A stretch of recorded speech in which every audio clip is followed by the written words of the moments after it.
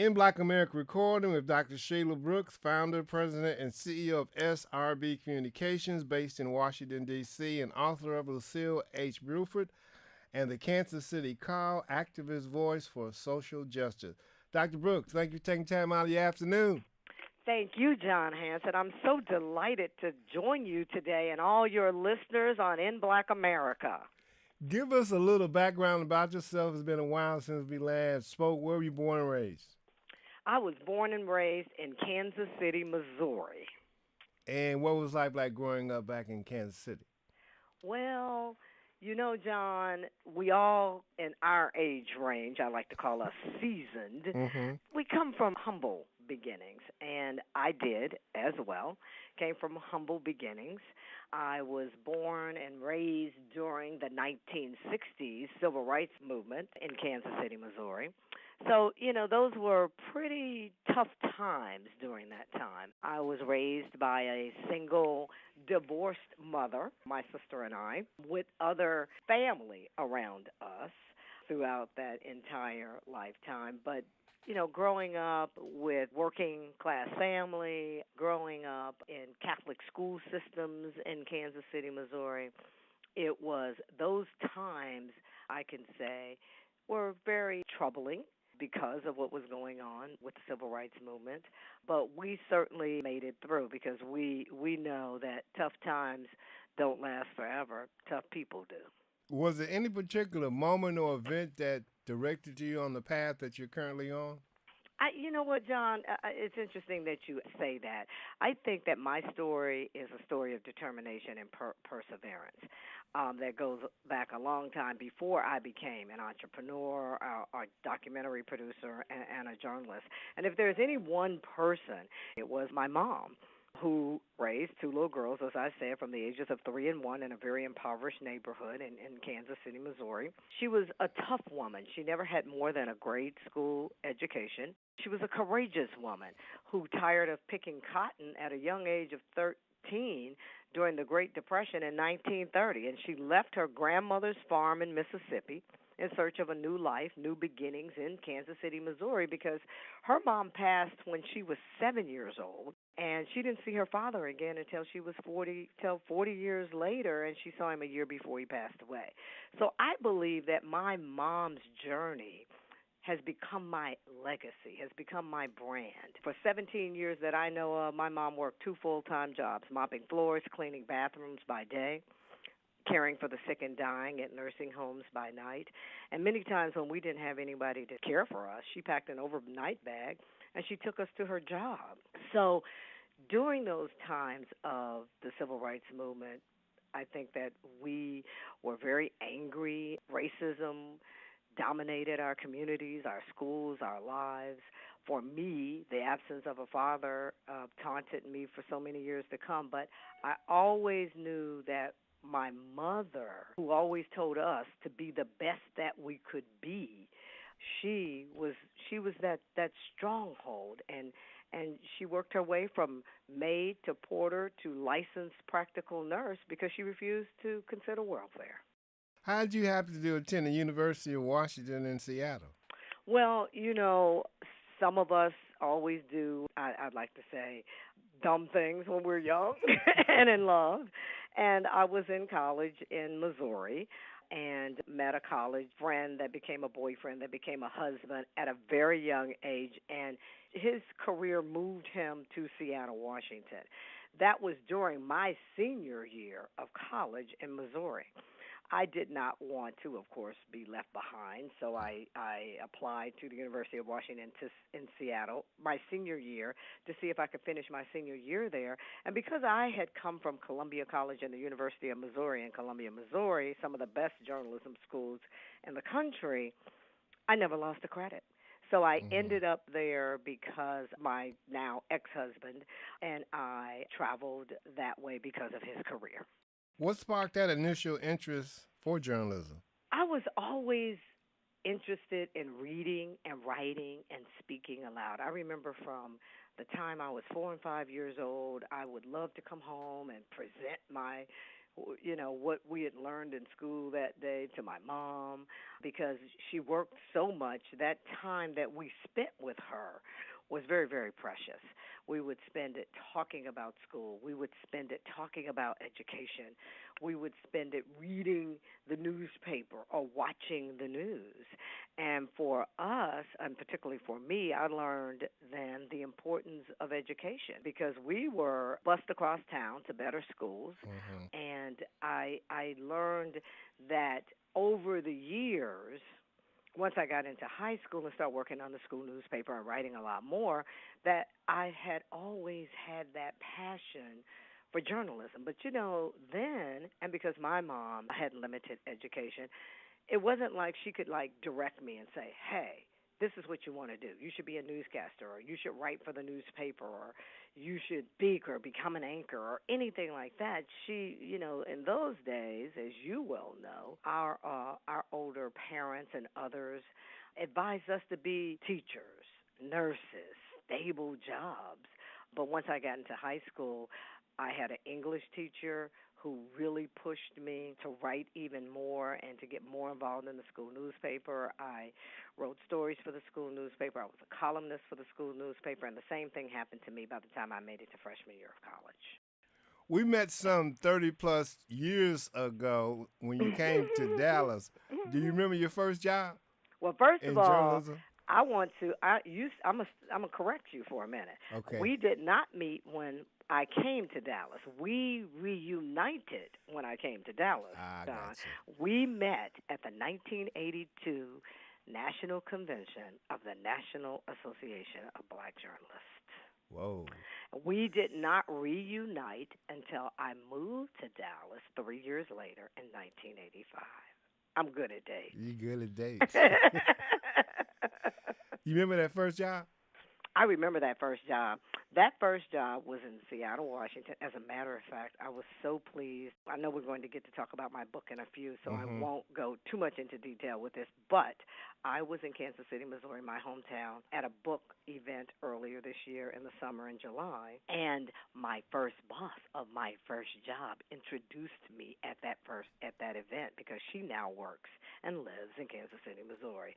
But my first job was at KCTS-TV in Seattle, Washington. In fact, John, get this, I had 3 jobs.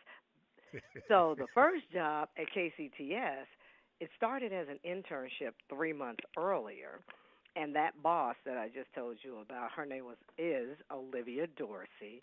I credit her with so much of my success, and that first job was as a production assistant. I eventually became an associate producer on her monthly public affairs show. And after 3 months in an internship there, I got the real paid job to be a production assistant on a documentary series that was occurring in the documentary unit, I should say, at the station there. So when I got that first job full-time August, I told you I know dates, August 1978. I worked full-time at the station. I worked part-time on weekends at the black radio station, KYAC, as a news anchor, and then I wrote for the weekly black newspaper, the Seattle Medium. And I did all that for a couple of years because it was important to me at that time in my life, being in a major market in the late 70s right out of college, that I needed as much experience as I could get. And within a year, that production assistant job for the documentary unit became a reporter-producer job for our cultural affairs unit. Dr. Brooks, you recently received your Ph.D., and I assume your dissertation was on Lucile Bruford? You assume correctly, John. I received my Ph.D. in May 2015, and my dissertation was on Lucile Bluford, who was a trailblazing, pioneering journalist. She was a journalist who first started as a reporter, became a managing editor, and then finally publisher of the black newspaper, weekly black newspaper, I should say, in Kansas City, Missouri. Why did you want America to know about this trailblazer? There's a couple of things I really wanted America to know about trailblazer Lucille Bluford. One was that she was very significant in her activism to help establish the first journalism program at any HBCU in this country. It was because of her activism. Lucille Bluford, and then I'll tell you a little bit about the activism, and then two, it was really important to know about an African-American woman who was a journalist, editor, and publisher who fought against racism and sexism over her 70-year career in media and communications. So those were the two biggest things that I wanted people to understand and know. We always hear about Ida B. Wells. We know that. 1800s, 1870s or so, Ida B. Wells, famous, trailblazing African-American journalist who was also an editor and publisher of her weekly black newspaper until they burned it down because she was an activist who wrote about lynching. Right. And then that's 1850s, 60s, 70s. And then 100 years later, in the 1950s and 60s, we hear about Daisy Bates, who helped walk the Little Rock Nine into the high school, Central High School, the all-white high school then, so that they could integrate the high school. Well, it's interesting because in the 100-year period, we don't hear about the African-American women who were much like Ida B. Wells, much like Daisy Bates. And when I did my research while I was working on my dissertation, I found that there were 3 or 4 other women who had done the same thing. One was Lucille Bluford. No book had ever been written about her. All kinds of stories and articles, no book. Charlotta Bass, who owned the California Eagle in California, nothing ever written about her. Mildred D. Brown, who owned the Omaha paper, nothing written about her, or Lucille Bluford. You obtained your PhD. Why was it important for you to achieve that level of education? I shared with you earlier, John, that my mother really instilled the value of education in us, and I have always believed in my life that I needed to be a lifelong learner, no matter what I did. It was always important to me that I got the best education possible, but really important to me to advance my knowledge. And at that point in my career, when I decided to pursue a PhD between 2009 and 2015, I was pivoting, re-engineering my business. So I was changing the way I did business. For 18 years, I had run a video production company in downtown Washington, D.C., very competitive. We had grown very large. And then when the 2007 and 2008 recession occurred, I really had to pivot and expand my offerings, which I realized needed to be in advertising and marketing, where I did not have that kind of background and experience. Also, the world was changing. The media was changing. Everything was social media, reality shows, digital and social. And in order for me to do that, I decided attending class for 4 years, one class a week, sitting in a classroom with the 20-somethings and the 30-somethings, that I would learn a lot. And that's what I did. What led you to open your company with your husband, Rodney? Well, let's be clear. Rodney Brooks has never been an owner in my company. It's always been a 100% Sheila Brooks. It's always been my company. Okay. I have to say that though Rodney Brooks has put a big stamp on this company over the years because he did give me the $15,000 to start the company back in 1990. So I sure appreciated that. But just like a very shrewd financial businessman that he is, because he comes out of finance news, 35 years in finance news, 40 years in the journalism business. Right. He also told me how to spend it, John, over the next 2 years, okay? Okay. But I started a business because I was working television news, top of my game in Washington, D.C., documentary producer, executive producer of a daily news show. And you know, I guess I got real disappointed in seeing how so many of us being minorities and women, weren't getting promoted in the positions that we needed to be promoted in. And because of that, I made a decision that I could do one or two things. I could either move to a different station, but here I am in the media capital of the world. Okay. So if I move to a different station, then I'm going to have to, kind of start all over and work my way up from the top at that station after working for 13 years in this competitive business.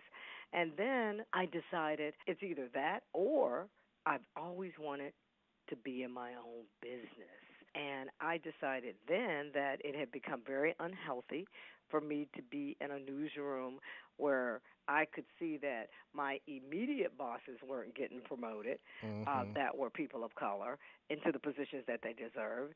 So, and neither was I, even though I was number 3 in the newsroom. So I always know when it's time to move on when things become unhealthy. That's because I always ask my God to do for me what I can't do. I've always learned how to accept the outcomes of situations, and I consider them to be God's will. And it was time for me to move on. Have you experienced any different dynamics being a female entrepreneur? I would say that as an entrepreneur, particularly for women, and particularly for African American women, that there are so many times, and I saw that so early on in my career, and I can see it from time to time when I bid on and win larger contracts now with Fortune 100 companies, and that is that I don't think that in so many large organizations that have contracts for women and minorities, if they really take us seriously. And that's tough because unquestionably the largest growing economic force in this world is women. It's an indication of the continuing culture shift for work and women. We have to be resilient in today's environment. We have to develop our own leadership brand. And as women in leadership roles, we make tremendous contributions to society. We're always working to ensure that, the fundamental human and economic needs for our communities and our families and our children, we are working every day to make sure that these needs are met. And as women, we need to just take charge and lead. But that means that we have to be resilient. We have to continue to develop our leadership brand so that it creates an environment of opportunities and possibilities. Keeping up with your career over the years, I understand that you are on a billboard in New York City. What are some of the accolades you received thus far? Oh, my goodness. John, I have more than 150, probably close to 200 awards in this office between here, my home office. And I'm going to tell you, I'm humbled. I'm honored that we get recognized. And you notice I always say we because I can't do what I do without the best asset that I have in my business. And that asset are my employees. They are the best asset. And I can't do that job and perform the quality work that our clients expect of us and expect us to exceed. I applaud my team at SRB Communications because it's a team effort every time we win an award. We have nearly 50 Telly Awards. I have a couple of Emmy Awards on my own and working on teams in television from years ago. We get recognized for marketing and communications, for advertising, for our websites, and all those recognitions from all of these different organizations, journalism, communications, advertising, and marketing organizations that honor and recognize advertising and marketing agencies like ourselves. They're just really validating the excellent work that we do. How satisfied or the feeling that you get from assisting these young people of color at times, but young people, assisting them on their journey to get where you are today? mentoring young people is the best thing that we, particularly as journalists and entrepreneurs, can do, because mentoring relationships have a very positive, a powerful positive effect on young people that's going to take them throughout their, not only their personal career, but their academic career and their professional career. So it is important to connect young people to their own personal growth and development, connecting them to their own social and economic opportunity. I am just truly blessed that I have worked with young people within the National Association of Black Journalists and other organizations over the years, because it is very important to transfer our skills to those young people so they can take that, they can build on it, and then they become the next generation of journalists and entrepreneurs. It's very important, I believe, that we as professionals, that we give them that knowledge, that we connect with them, and to help them grow. It's so, so important. So I always tell young people, as well as us, I always say that we have to be committed to helping others. And being committed to helping others is as strong as our commitment to succeed in our own lives, because it is important to touch the lives of other young people, to touch the lives of other women, because somebody brought us across, John. So Right. we need to support the bridge that brought us across and pass our knowledge on, pass our wisdom on to generations to come, because if we instill in young people the solid values and principles, the self-confidence and work ethic that our parents instilled in us, they then become the supporters and stakeholders of other visionary leaders. So I continue to invest in young people every day. I will be remiss if I didn't ask you about NABJ and your steadfast commitment to this organization over the years. I am so committed to the National Association of Black Journalists and have been for many, many years and will continue to be for many, many years to come. I cut my teeth with NABJ when I was a senior in college at the University of Washington. So I'm about to bring this conversation full circle, because we talked about the University of Washington at the beginning of our conversation, and that's where I found out about the National Association of Black Journalists. I was a college senior. I was walking down the hall with a girlfriend. We looked up, we saw the flyer, and we said, we need to join NABJ, and we did. And we did as student members, and we got involved locally. And though we couldn't attend the national convention for 5 years after that because we couldn't afford it, we did get involved locally. We did attend the regional conferences that were going on in Oakland and L.A. at the time. And finally, in 1982, I attended my first Black Journalist National Convention. And it's a wonderful, wonderful, wonderful thing. And during that time, I have mentored hundreds of young people, founded one of our most applauded programs, the NABJ Student Projects, where we train young people in television and radio and PR and digital and social now. And it's so rewarding. In fact, this year at the National Association of Black Journalists Conference that's going to be held in Miami, Florida, the first week of August, we will be celebrating, NABJ, will be celebrating 30 years of the NABJ student projects. And we are going to make sure that we applaud all of those young people who are now formidable journalists in their own right. I understand. Dr. Brooks, thank you for taking time out of your afternoon. Okay, thank you so much, John. And by the way, let me end on this. Anybody that wants to read that book on Lucile Bluford, please go to www.lucilebluefordbook.com. That's one L. www.lucilebluefordbook.com. Thank you, John.